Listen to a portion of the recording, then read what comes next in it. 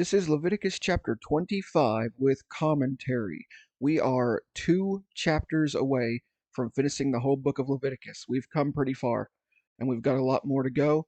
And this chapter is going to be particularly interesting. It's going to cover some concepts that I'm sure not a lot of us have thought about before in the faith, and I'm really excited to get into it. So, if you haven't already, go check out our other videos and all the stuff that precedes this, and then come back here and we'll get started.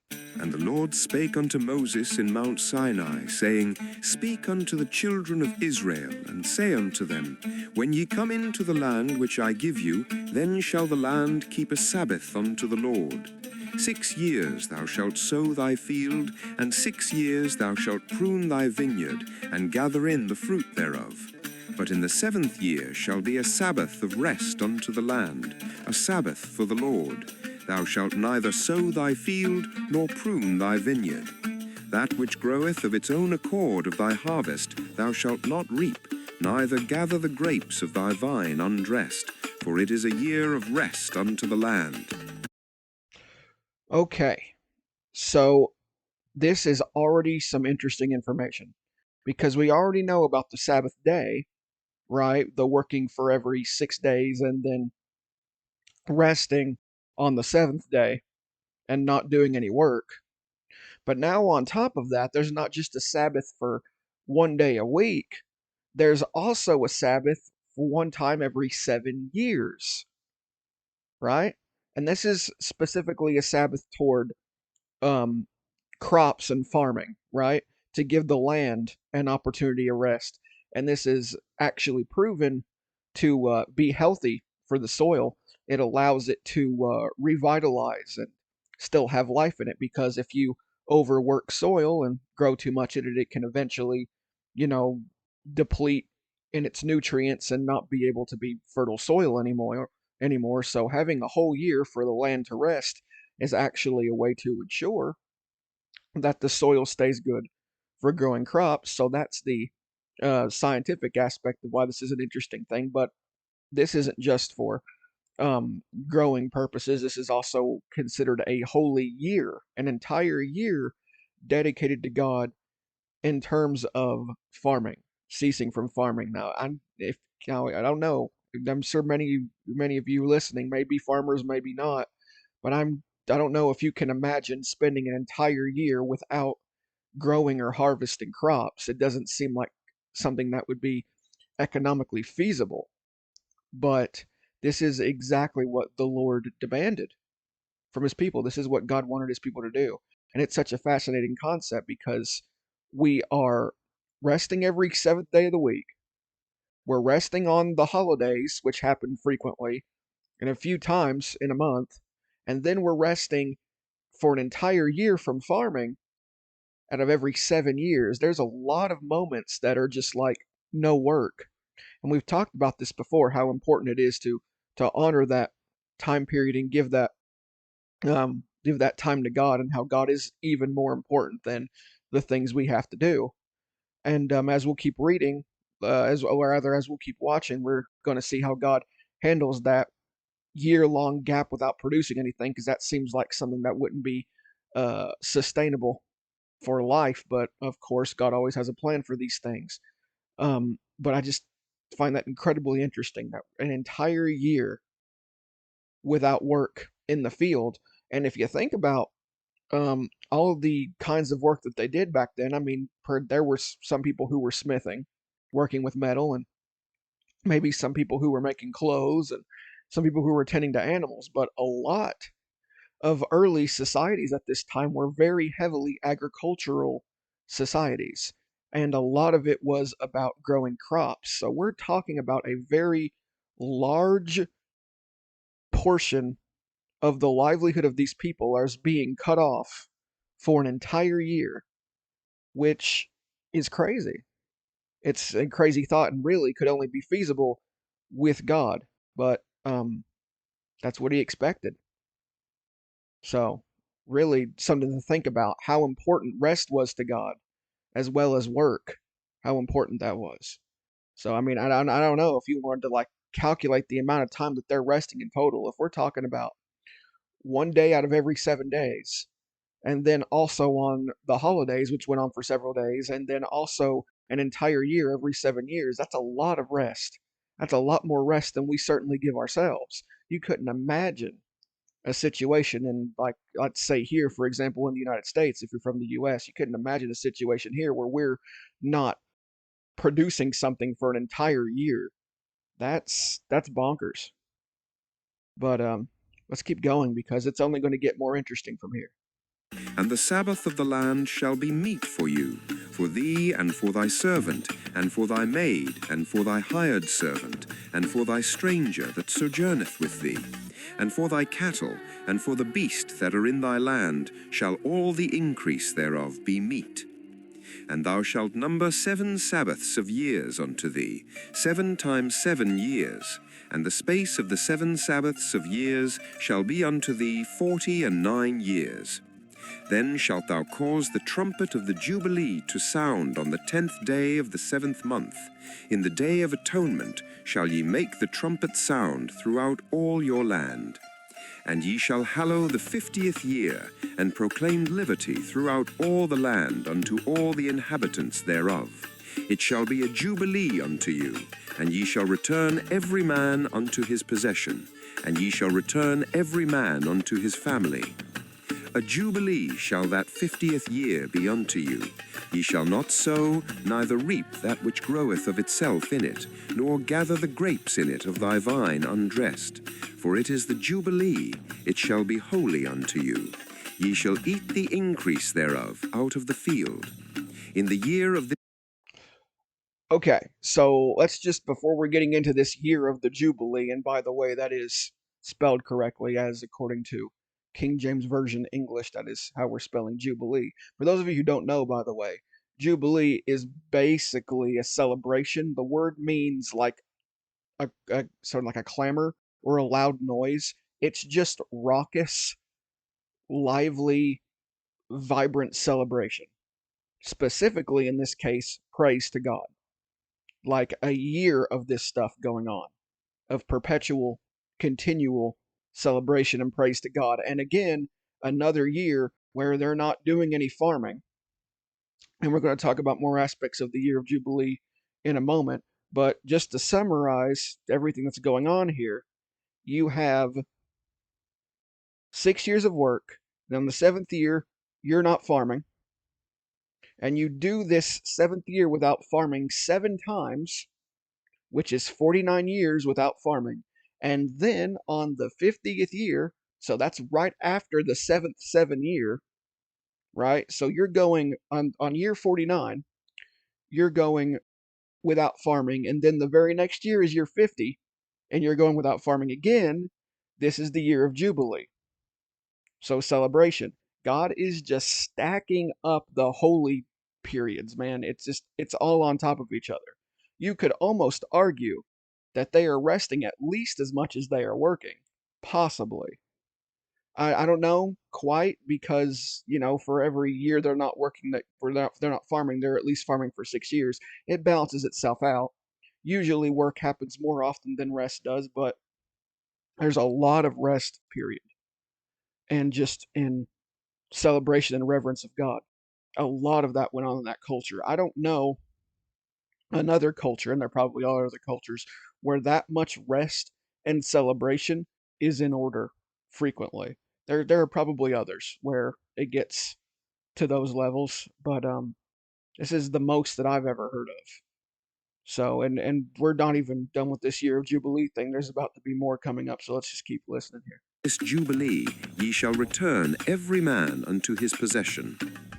And if thou sell aught unto thy neighbour, or buyest aught of thy neighbour's hand, ye shall not oppress one another. According to the number of years after the Jubilee thou shalt buy of thy neighbour, and according unto the number of years of the fruits he shall sell unto thee. According to the multitude of years thou shalt increase the price thereof, and according to the fewness of years thou shalt diminish the price of it. For according to the number of the years of the fruits doth he sell unto thee. Ye shall not therefore oppress one another, but thou shalt fear thy God, for I am the Lord your God. Wherefore ye shall do my statutes, and keep my judgments, and do them, and ye shall dwell in the land in safety. Okay, let's recap that bit and then we'll keep going because there's more to talk about.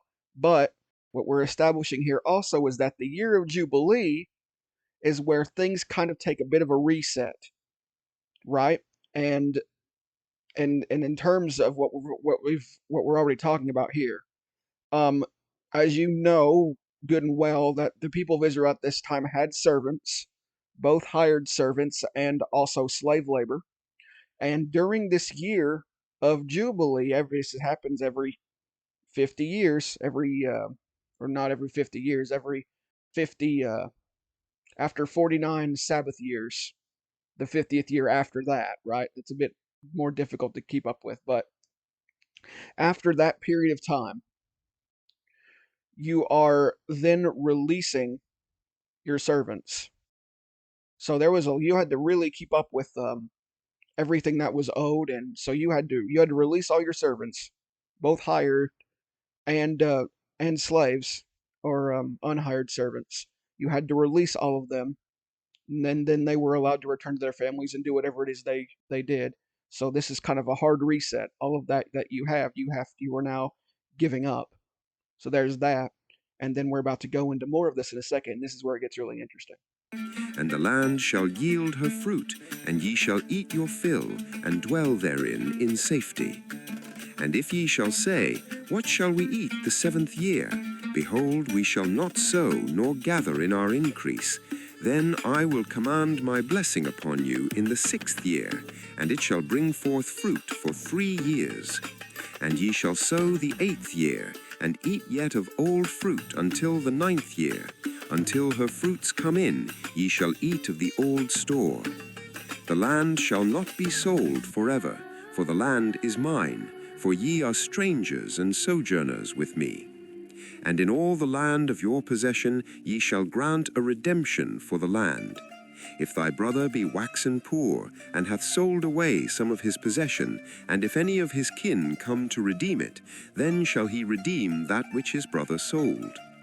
And if the man have none to redeem it, and himself be able to redeem it, then let him count the years of the sale thereof, and restore the overplus unto the man to whom he sold it, that he may return unto his possession.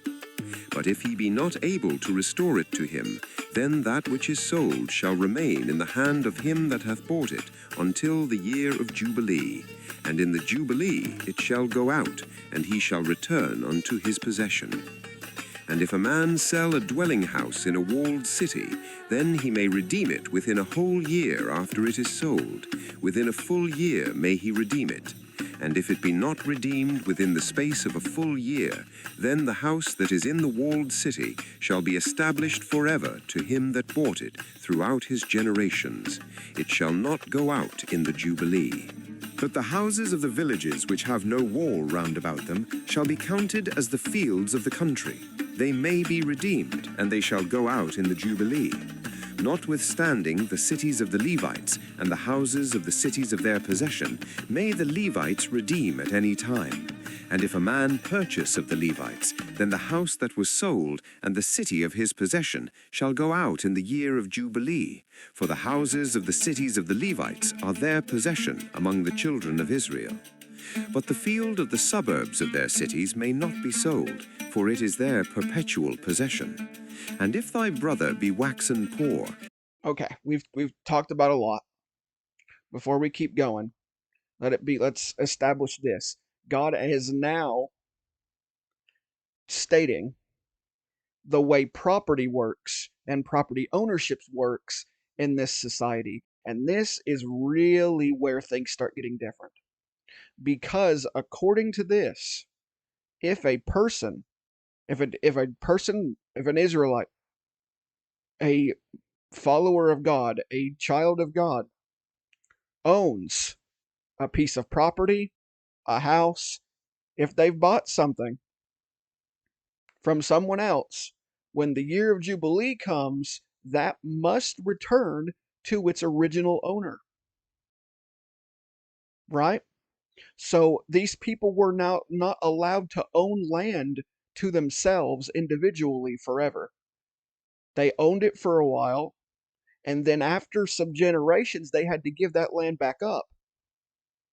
Because in this philosophy, the land didn't really belong to them, it belonged to God. And God was allowing them to use the land and to share it amongst each other and to exchange it.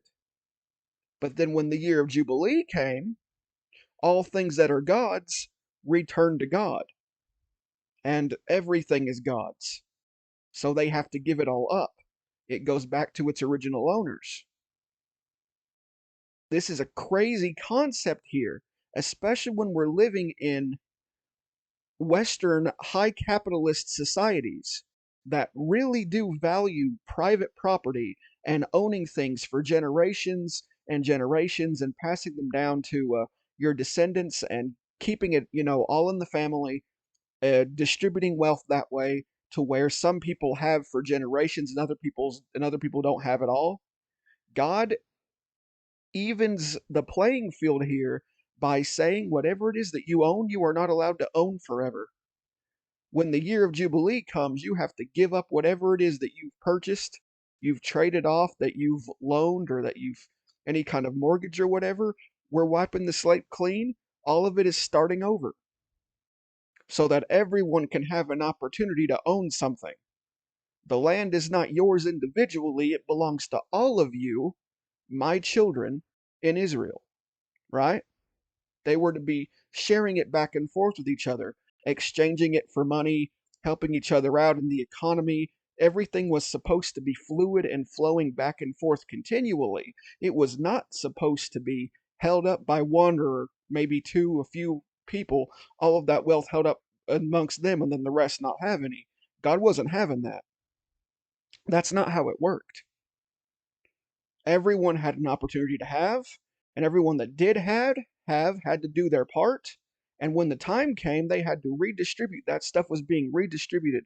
We talked about this previously in other videos on how this society that they were living in, led by God, was a communal living. It was borderline communism. It was communal living, communism or socialism or whatever you want to call it. It was not a high capitalism, private property, free market economy system. God was in control of every way they interacted with each other, and they had to follow those ordinances or risk the punishment of disobeying God. And this was communal living. It was sharing. It was making sure everybody had an opportunity to have something. It was when you grew something, you made sure there was enough for the people who didn't have. There was a lot of sharing involved and working together and taking care of each other. That's what God expected. That's what God expects now. His law is consistent. If God came down and decided he was going to run the United States, for example, this is how he would be implementing things.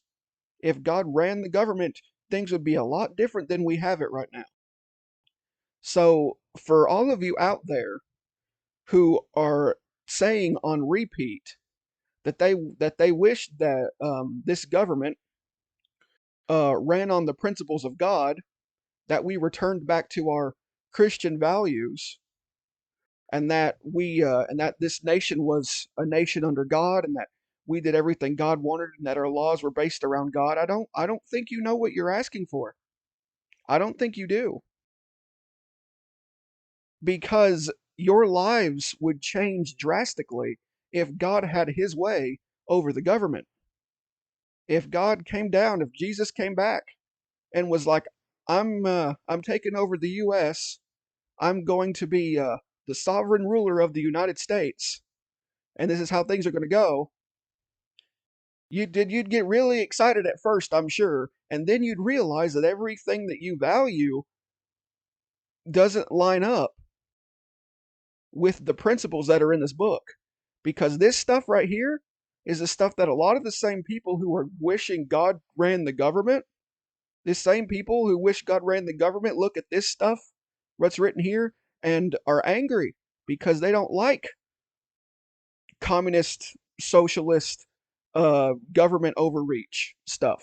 They don't like it. They want free markets. They want to do whatever they want with their private property. And God is saying, all things belong to me. The land, your property, your crops, your animals, your very lives are mine. That's what God is saying. And everything returns to me, and I decide how things are done. I don't think we're ready to submit to God. Maybe God isn't running world governments right now because we're not ready to submit to a world government that's run by God, because He would not be doing things the way we want Him to. He wouldn't be doing it. We're a very selfish people, and God doesn't play that way. And that's something really to think about.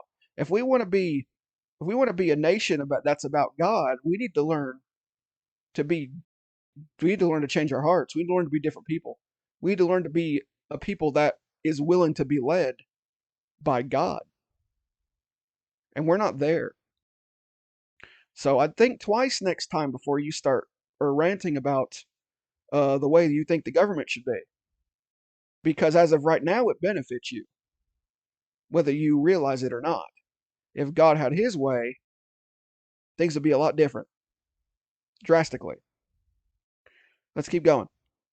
And fallen in decay with thee, then thou shalt relieve him, yea, though he be a stranger or a sojourner, that he may live with thee. Take thou no usury of him, or increase, but fear thy God, that thy brother may live with thee. Thou shalt not give him thy money upon usury, nor lend him thy victuals for increase. I am the Lord your God, which brought you forth out of the land of Egypt, to give you the land of Canaan, and to be your God. And if thy brother that dwelleth by thee be waxen poor, and be sold unto thee, thou shalt not compel him to serve as a bondservant, but as an hired servant, and as a sojourner, he shall be with thee, and shall serve thee unto the year of Jubilee. And then shall he depart from thee, both he and his children with him, and shall return unto his own family, and unto the possession of his fathers shall he return. For they are my servants, which I brought forth out of the land of Egypt. They shall not be sold as bondmen. Thou shalt not rule over him with rigor, but shalt fear thy God. Both thy bondmen and thy bondmaids, which thou shalt have, shall be of the heathen that are round about you. Of them shall ye buy bondmen and bondmaids. Moreover, of the children of the strangers that do sojourn among you, of them shall ye buy, and of their families that are with you, which they begat in your land, and they shall be your possession. And ye shall take them as an inheritance for your children after you, to inherit them for a possession. They shall be your bondmen forever. But over your brethren, the children of Israel, ye shall not rule one over another with rigor.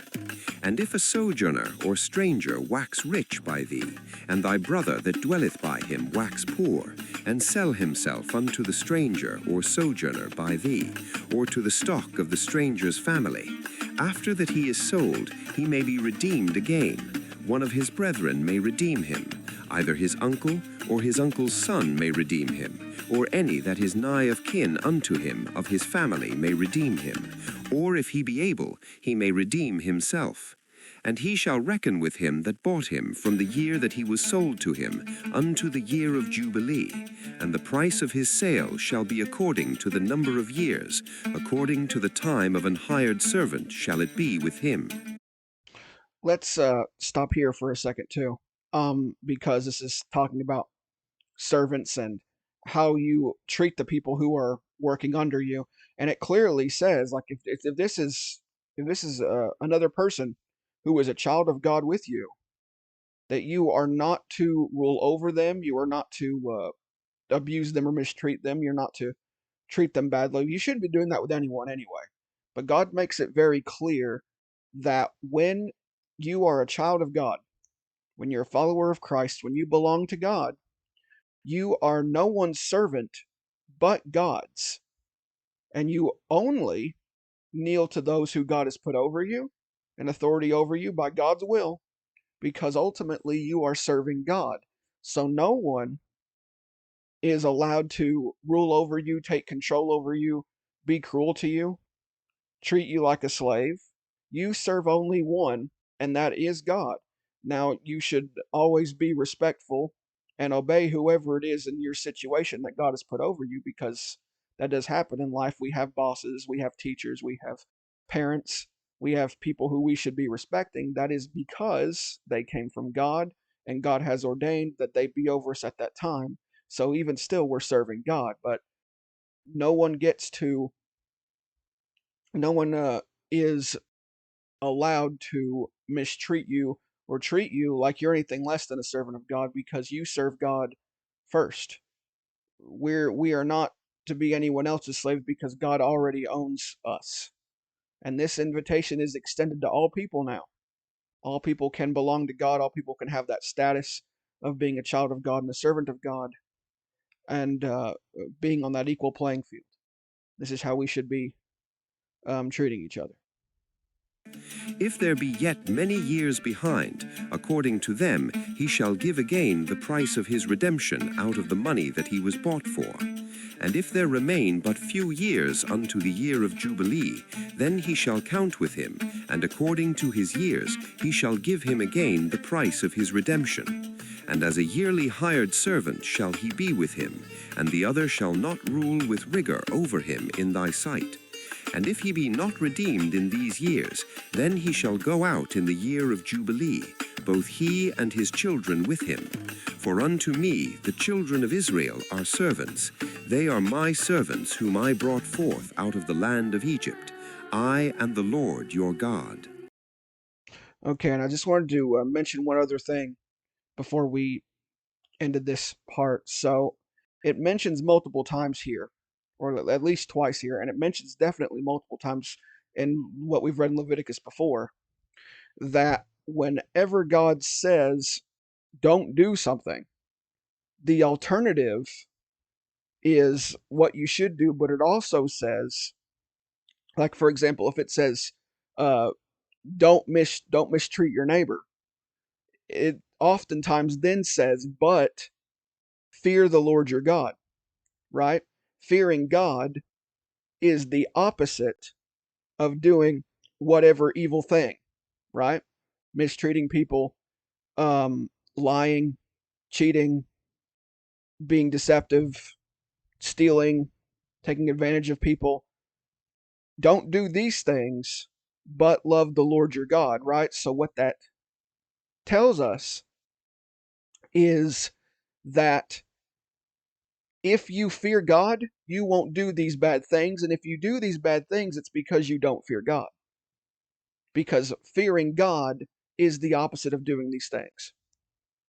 And if you are claiming to be a follower of Jesus, claiming to be a child of God, and you are doing treacherous things, if you're being cruel, if you're being judgmental, if you're just being hateful, if you're not treating people the way you should be, or if you're doing any other thing that God doesn't like, any other thing that God doesn't like repetitively, the indication is that you do not have a healthy fear of God. You're taking him for granted. You don't realize the power that he has, like it hasn't occurred to you. Make no mistake that God does not play around with this stuff. He's very serious. What he says to do, do. What he says to not do, don't do. And you need to fear God and understand that he has power over your very life and everything that you have. He has power over your salvation. Fear God. The things he tells you to do are for your benefit. And if you don't do these things, the result is certain destruction. And God has power over all of it. Fear God. When you start having a healthy, reverent fear for God, that's when the behavior will change.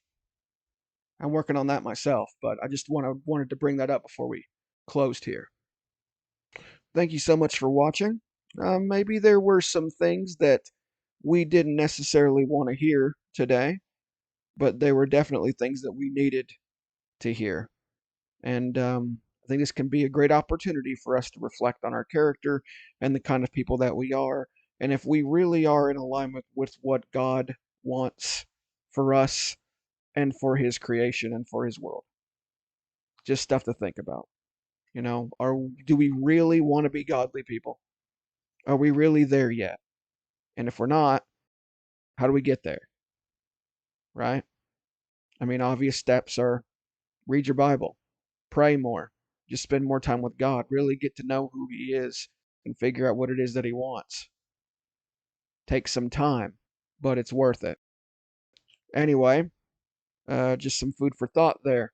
I've got nothing else to say to you, though. So, God bless and go in peace.